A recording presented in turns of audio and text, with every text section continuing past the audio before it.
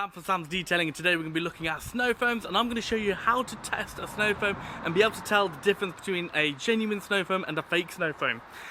Fake snow foams tend to be advertised as a super thick snow foam, crazy thick, sometimes pH neutral, and the detailing company usually talks about how crazy thick the snow foam is and how it's like shaving cream and all this stuff. And it's absolute nonsense, okay? When we look at snow foams, we're looking for cleaning power, we're looking for cling time, and we're looking for just a decent amount of foam, not the thickest snow foam going. And to get that sort of cleaning power, it needs to be alkaline, okay? I made a lesson about thick snow foams, alkalinity, pH neutral. Check it out in the lockdown videos. I did talk about why thick snow foams are rubbish. But today we're going to be comparing two snow foams. We're going to use Sam's snow foam and we're going to use an alternative snow foam. The alternative snow foam is advertised as this super thick snow foam, like the thickest one going. And we're going to compare, and I'm going to show you how to spot a fake snow foam with a genuine snow foam. Okay, so first up is the Sam's Detailing snow foam. I've got everything set up now. Let's just get it on the vehicle. Let's see what the cling time is like. We'll time it. I'll time it on my phone actually. And then, okay, let's just get it on the car. In my opinion, this is what a good quality snow foam is like. Decent amount of cling time. And let's just have a look.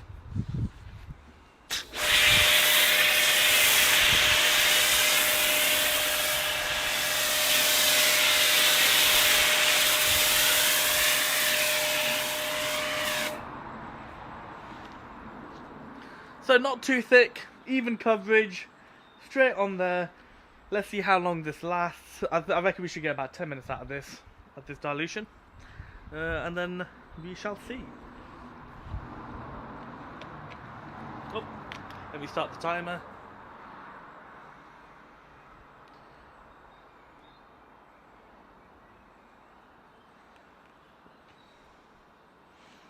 So let's start it.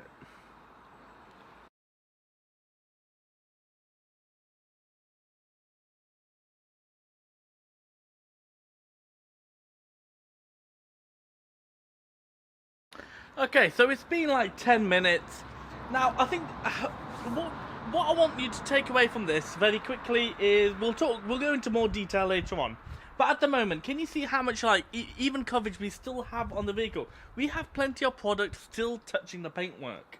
Okay, if we move down to the floor, can you see we don't have piles and piles and piles of foam on the floor, okay? The majority of it is still actually on the vehicle. And this is really important with snow foam. So keep this in mind. Let's rinse this off and move on to the next, the alternative snow foam. Similar sort of dilution, super thick apparently. So let's get it on the vehicle and see how it behaves, cling time and all of that.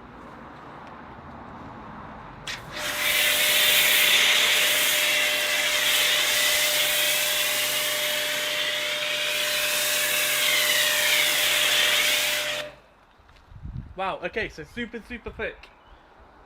Very thick.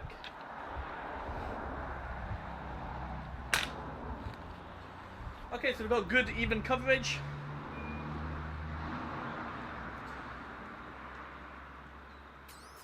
But straight away, can you see the gaps? The foam is dragging down really fast. Okay, let's zoom in on that. Can you see how it's starting to move down pretty quickly? And I didn't set the timer. Okay, we need to add like 30 seconds. Okay, so I've set a timer. I'm going to be very surprised if this snow foam clings for 10 minutes. Look at it. This doesn't have that sticky surfactant in it. Let's zoom out.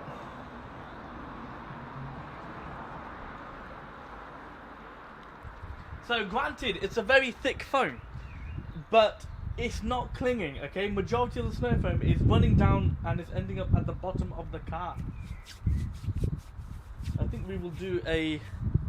I think after we've done this, we'll do a 50-50. I think that makes more sense.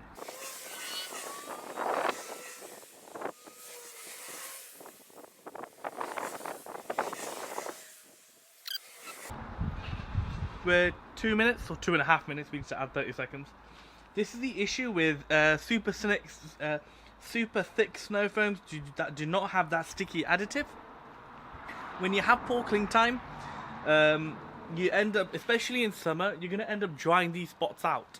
You see where we've managed to get all this top half is where it's going to dry out. The snow foam's only been on the vehicle for 2.5 minutes, and this is a really good way to see a poor quality snow foam. No cling time, lots of thick snow foam, but it's pants. Does that make sense? So if I just zoom into where I'm talking about, you see here at the top, all of this. That's going to dry out in summer and you're going to be left with snow foam stains. And you're going to find yourself, you're going to prematurely rinse off the snow foam and it hasn't even done its job. Well, to be honest with you, this would never do its job, but you see what I'm getting at. We'll talk about this at the end of the video, where I have a chance.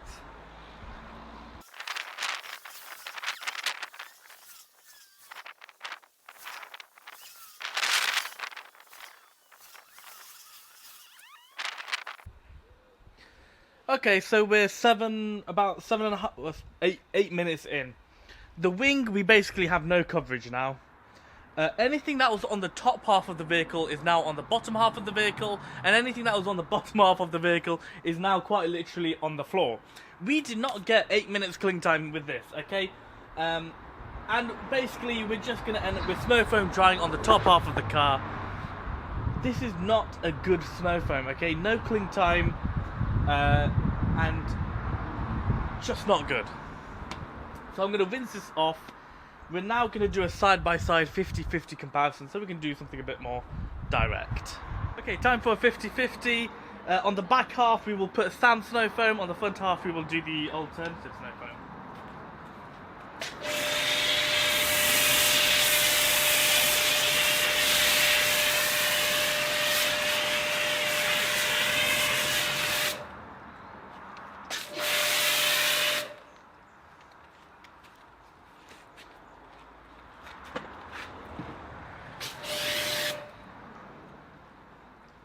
Trying to be as quick as possible to switch over.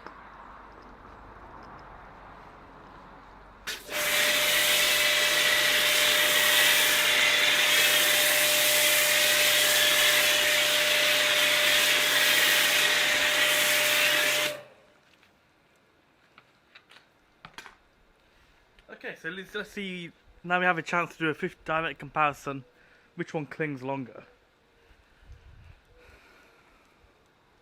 Like straight away on the right hand side, can you see how fast that snow foam is moving down the panel? It's not clinging at all.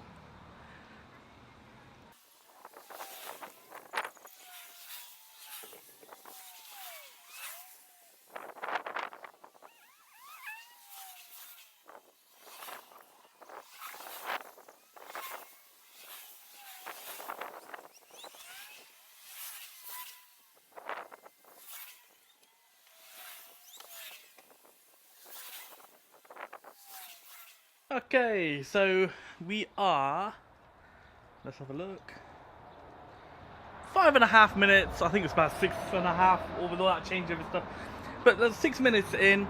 You can see the front wing, a very little product, okay, it came on really thick, but it dispersed pretty quickly. Now the Sam Snow Foam's still around. I'm not saying it's perfect, we haven't got, it's not like 100% there, but you can see the majority of the product, we still have a decent amount of even coverage back here, compared to the front, where it's pretty much all gone. The majority of the front is on the bottom half, whereas look at the glass on the front and the rear. This is a good way to check the clinginess of a snow foam, because glass is usually pretty hydrophobic. I know you guys like to have a good coating on there. So you can see the difference between the front and the rear. So let's rinse this off and do the stretching test. So let me get everything set up. Okay, so time for the stretch test. The stretch test is pretty simple. When you push a snow foam to its limits, does it break up or can it hold itself together, okay? So we've got a 50ml in a 1 litre bottle. Okay, don't expect much, but we should be able to get some sort of foam and some sort of clinging time and coverage, okay?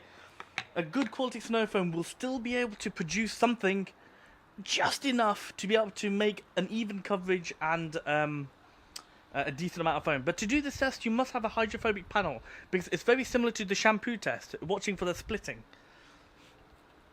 So let's get it on.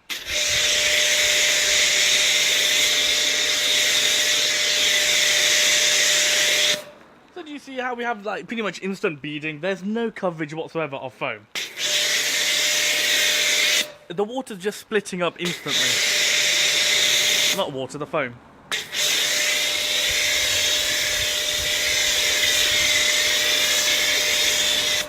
So when pushed to its limits, this snow foam breaks up and dies. Okay, there's no, that sticky additive would have kept it together if it existed, but it doesn't. Right, so next up is some snow foam, 50ml in a 1 litre bottle, topped off. So we've got 950ml water. We should still be able to get some foam. Obviously the cleaning power won't be there because we've diluted that active ingredient right down. But we will still be able to get foam, and it will still hold itself together.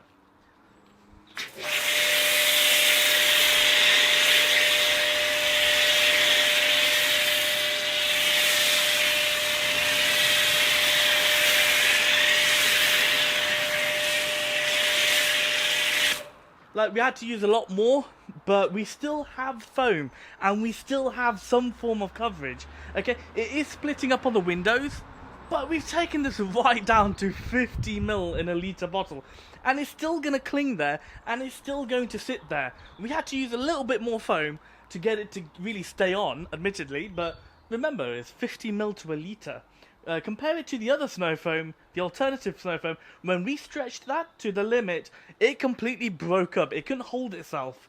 Whereas this one, we got some sort of coverage going. So let's see how long this lasts.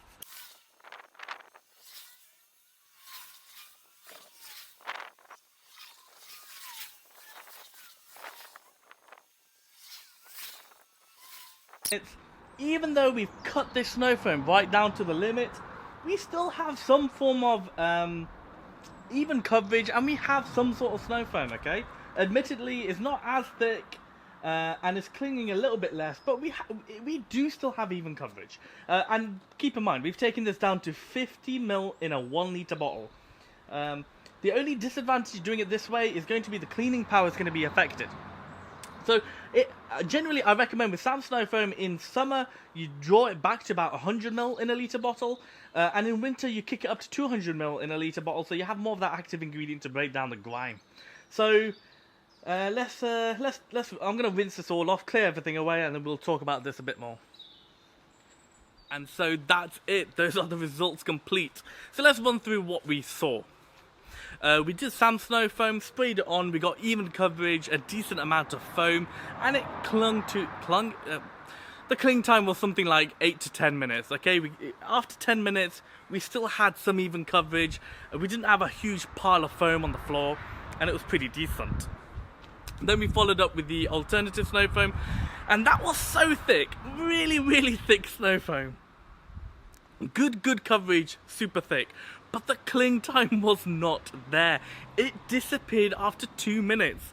And that type of snow foam is great if you want to flex, but in reality, it's not a proper detailing snow foam.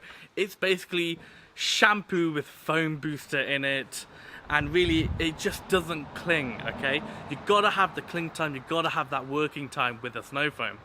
And then we followed up with a 50-50. We did the back half of the car with Sam's snow foam, the front half of the car with the alternative snow foam. And after 5, 6, 7 minutes, you got to see the alternative snow foam had gone, and the Sam snow foam was still hung around. It was still sticking to that rear window, if I remember correctly. But yeah, so the cling time was there, and you got to see that's how we test a good quality snow foam. Does it cling, and does it give you that working time, okay? Remember, cling time, the longer the chemical is on the paintwork, the more chance and more time it has to loosen up the grime. And then we followed up with the stretch test. And the stretch test is basically taking a 1 litre a snow foam bottle, a 1 litre snow foam bottle, you put in 50 ml of the chemical and 950 ml of the water.